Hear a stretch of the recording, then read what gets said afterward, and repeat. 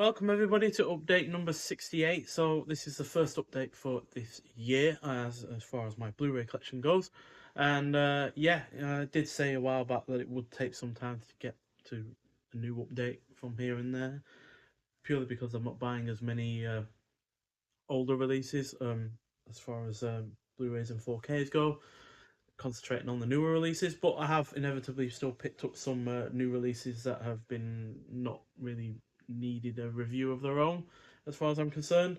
So these are typically standard 4Ks or standard Blu-rays, but there have been some Blu-rays I've picked up as well that are not standard that perhaps could get a review of their own, but I've just not felt the urgency to do so. So yeah, we'll get on to the more.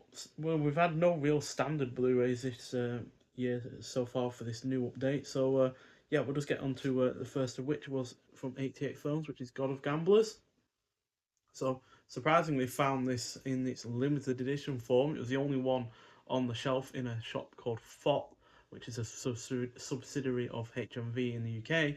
And yeah, surprisingly, it was there because I figured that they'd all sold out because they have on 88 Films website, for instance. So yeah, I was really surprised to see it there on the shelf. Now I've not gotten around to seeing it yet because, as per usual, new releases and films that suddenly become available on streaming do tend to take priority over what I've actually bought that isn't new. But still, it should be a pretty good film. Which I am fine it. He rarely ever puts a foot wrong. You get a nice booklet with this as well, which has some write-ups in it. So you got the God of Gamblers universe, Wong Jing's magnum opus, an exploration of the God of Gamblers series by Paul Bramhall, and then you got, you know, there's different posters. Looks like posters from subsequent sequels, and there's evidently been a lot of them. So yeah, nice little booklet there. You even get a really rather nicely done poster with the new artwork on the slipcover, as well as a reversible original artwork. So yeah, not the biggest of posters, but it's on really nice thick paper, so that is, as far as I'm concerned, more important than it being the biggest of things. And then I got a few films from Vinegar Syndrome, either from them directly or as part of their labels that they work with. So this one is from Vinegar, but it's also an Umbrella Entertainment film. I've bought many of them from them before, and it is Death in Brunswick. So yeah, it's a really rather solid comedy thriller, I guess you could say. Got Sam Neill in it, pre Jurassic Park, and yeah, it was a fairly solid effort. Dark comedy in a lot of ways, but I really like the slipcover that this has got going on for it, which is not something I believe that Umbrella Entertainment really do. They tend to go either for the more hard box stuff or just the typical case itself. So yeah, if you want to see a review of any of these films I'm going to show here, then I will do one.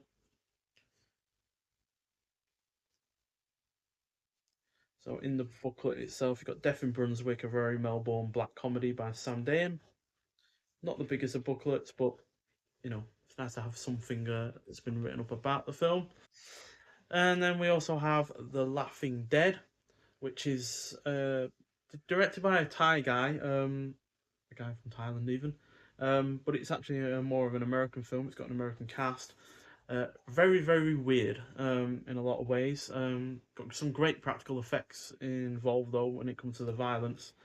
But yeah, an extremely weird effort, quite frankly. Um, but I like a weird effort, especially when it gets through all of the violence and the effects and such. So yeah, not sure if you can see those shots there from the film, but yeah, that's just some of the oddities that are within this horror film.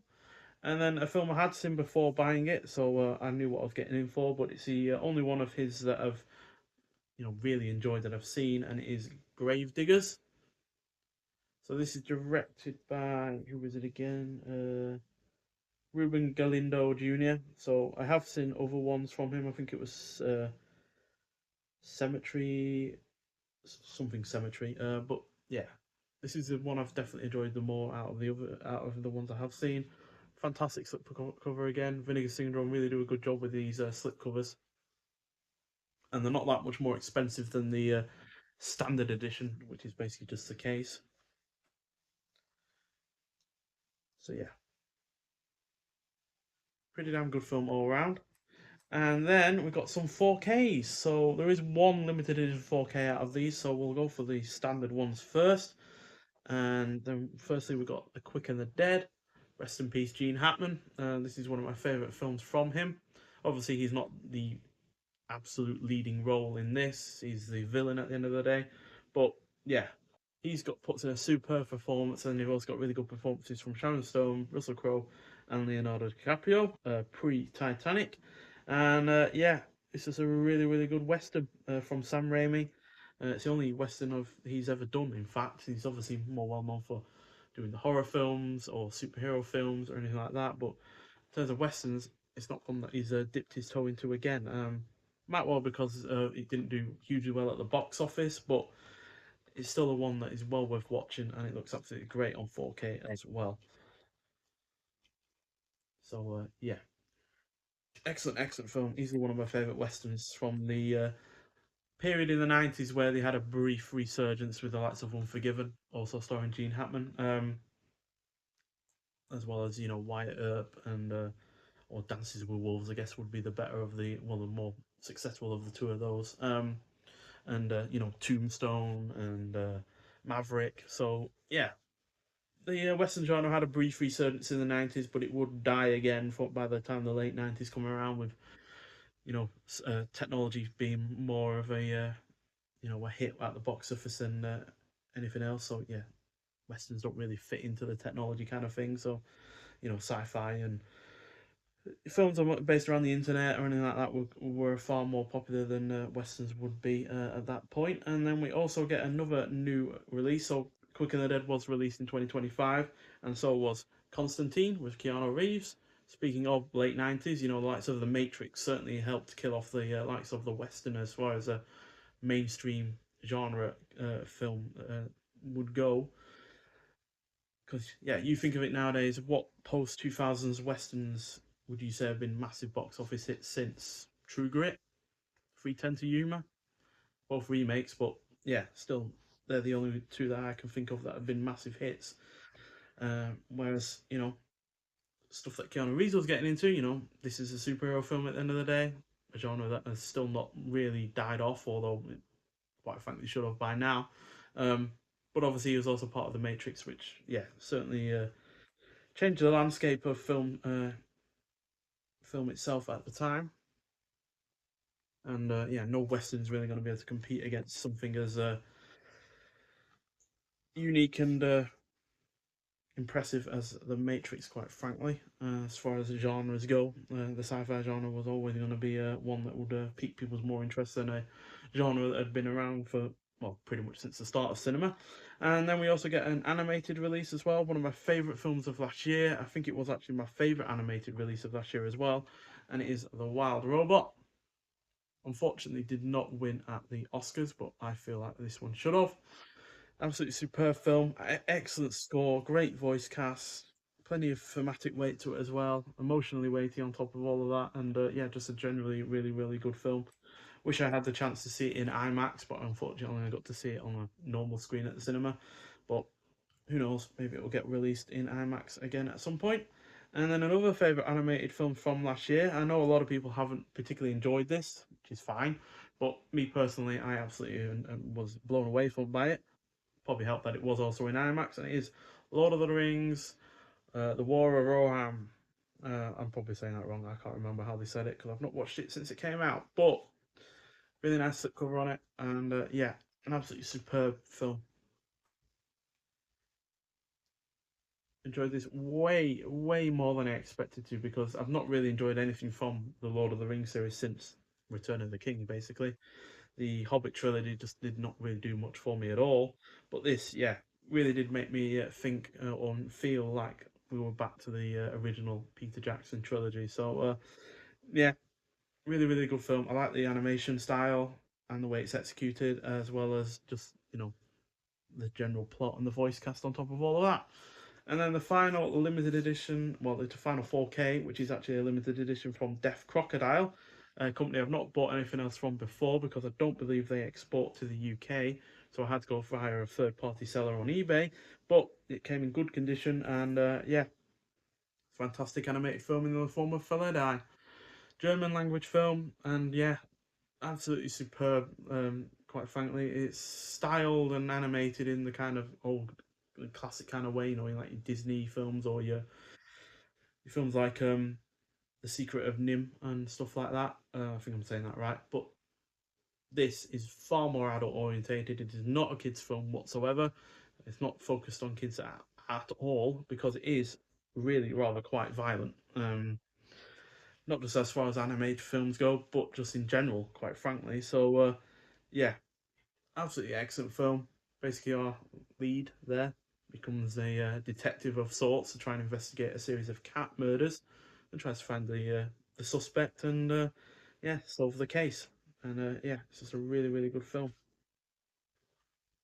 that I highly recommend seeing.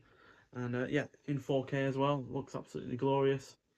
And as a you know, a fan of cats and owning them, or well, say owning them, they own me more than anything. Yeah, it really is right up my street. So, yeah, highly recommend it. Really nice box as well. Only slight, is that damage? Or is that part of the print? It might be part of the print. And then a really nice image on the reverse as well. And on top of that, you get a nice thick booklet as well, which I won't go through everything, but again, really nice artwork on the front and the back, which is basically what we've already seen on the box itself. So yeah, that's all of the the Blu-rays from Vinegar Syndrome and 88 films and the 4Ks standard or otherwise. But then we're getting on to the big boys, and those are three box sets from Imprint, which are part of their Tales Adventure series. So I've bought the first three in anticipation of the fifth and the sixth ones coming out. Unfortunately, I'm not really going to be interested in getting the fourth box set because it is basically a bunch of old serials from the 40s and 50s. And even though they do look interesting, they're just not something I'm going to really watch again, to be honest. So, yeah, I'm not going to really bother with that box set. So, yeah, but I am going to concentrate on the film box sets. And the first box set is a really rather interesting collection of films that are set around kind of Arabic legends, quite frankly. Yeah, most of which are based around 1001 Nights.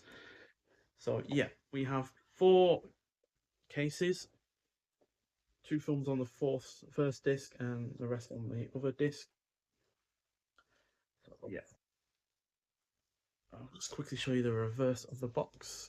I think I showed you. Yeah, really nice artwork again on these boxes as per usual from Imprint. So on the first disc, yeah, usually on the first disc they put two films on that one, and then the rest are individual. But for the first disc, it is actually on its own, and it is Arabian Nights. So yeah, fairly enjoyable film to be honest. Sabu is, as per usual, really rather charismatic. He was in The Thief from Baghdad, and yeah, he's equally so in this one. Whole host of extras on this as well, which I'll just give you a quick shot of so you can read that yourself, hopefully. But yeah, a really rather entertaining film. And then we have on the second, I do apologise, I keep dropping things lately. All fingers and thumbs. But yeah, on the second disc we have Desert Hawk. Bit more action orientated than Arabian Nights, but pretty much just as good. And yeah, again, it's got a decent cast. You've got Yvonne De Carlo and Richard Green and Jackie Gleason as well as Rock Hudson in an early role. So fairly solid film. And then we have the double feature of Zarak and 1001 Nights. So Zarak is the first film. Again, plenty of action in that one. And then we have 1001 Nights in the reverse. I'll just get the disc out so you can see it. So 1001 Nights. Yeah, I wouldn't say that's my favorite of the bunch, but it's still a fairly decent effort overall. And then finally, my favorite of the five films, Omar Khayyam, which has a really good performance from Cornel Wilde, who was in one of the previous films in the box set.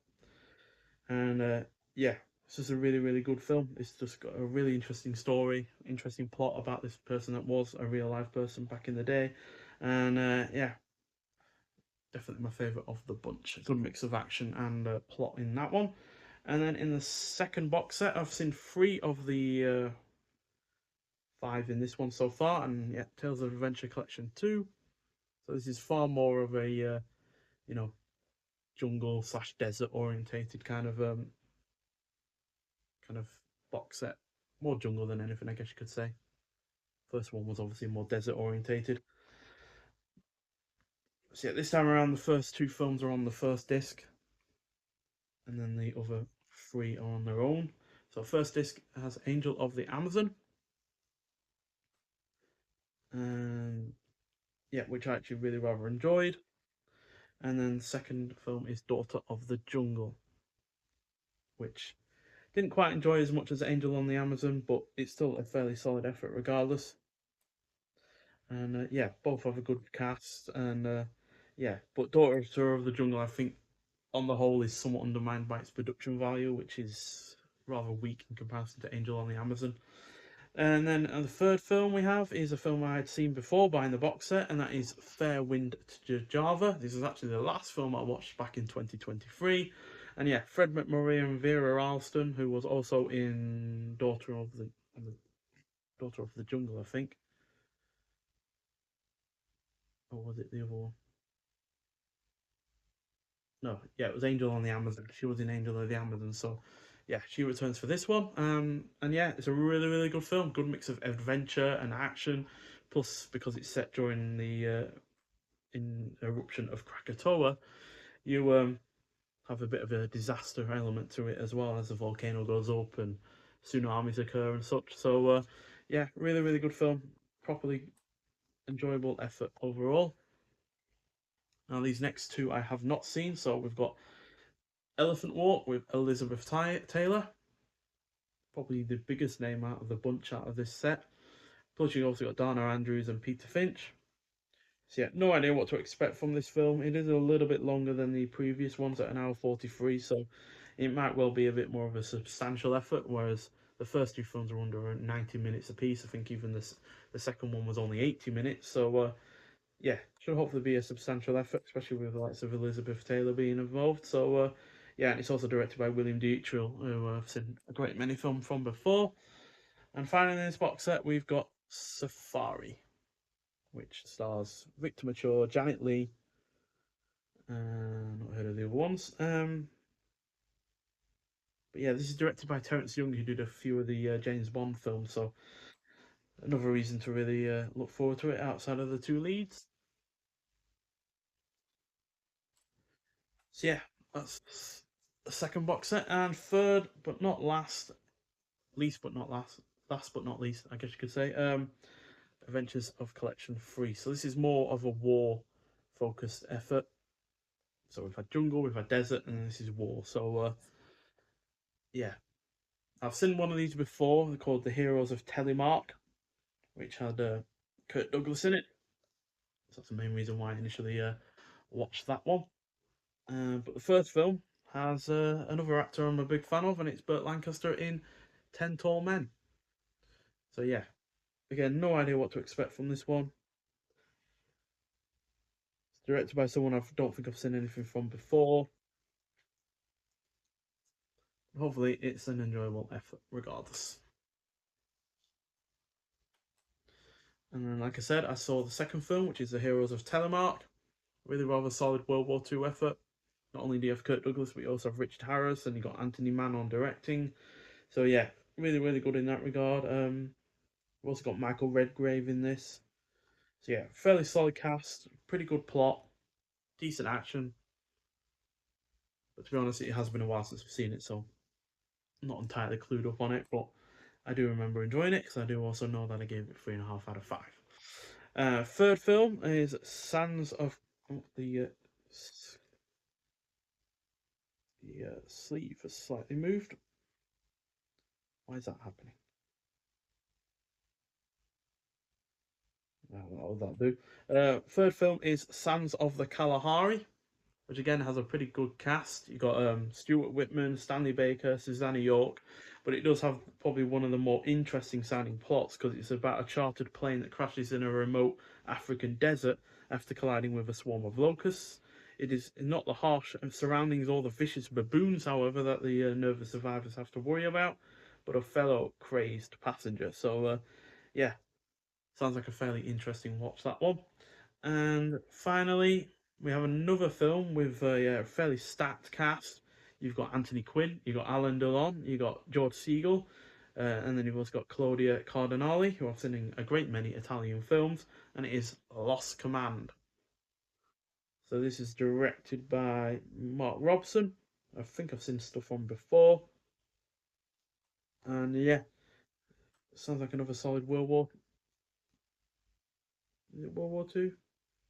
I believe so. It doesn't say. But yeah, still sounds like an interesting effort, and with that cast, it can hardly be all that bad. So, yeah, quite a sizable update. Even though we've not had a huge number of releases, we do have a huge number of films. With the third box set having 4 films, and the second and first having 5 apiece. That's 14 alone. Never mind all of the 4Ks and the other Blu-rays that we've seen. So, yeah, might not be the most substantial update that we've done, but still a fairly solid one. And yeah, these box sets from Imprint are quite frankly making them become one of my favourite boutique Blu-ray labels. No, they don't have the greatest number of physical aspects to them. There are no art cards or posters to these releases, and in fact, there's not a great deal of extras on them either at the time. At times, for instance, Lost Command only has a theatrical trailer on it outside of its 1080p high definition presentation. So yeah, but I do really like the boxes, and at the end of the day, it is about the films that matter. At the end of the day, which yeah, when it comes to the first box set, I really rather enjoyed most of those films. I enjoyed the first 3 of the second box set, so yeah, hopefully the other 2 in the second box set are good, and the 3 in the third box set I've not seen will also hopefully be good as well. But regardless, yeah, really really interesting times when it comes to boutique Blu-rays as far as I'm concerned, and yeah, I'm really looking forward to seeing what the 5th and 6th box sets from Imprint in their Tales of Adventure collection series are going to be like, because the 5th one, I believe, is centered on sci-fi films from the 50s, which I'm a massive fan of. Granted, I've already gotten a couple of them already, but there are 3 in there that I haven't got that I really like the look of. And yeah, at the end of the day, having them in one cohesive box set is far better as far as I'm concerned than having them in individual releases. And yeah, I can't remember what the 6th box set is based on. I think that's a mixture of genres or settings. But regardless, I do remember seeing what the films are, and liking the look of them. So yeah, I look forward to seeing you when it comes to reviewing those box sets, because I will review those because they are obviously going to be brand new. But if you'd like to see a review of any of these films that I've shown you, then I will happily do so. But yeah, nonetheless, thank you for watching, and I'll see you in the next one. Bye.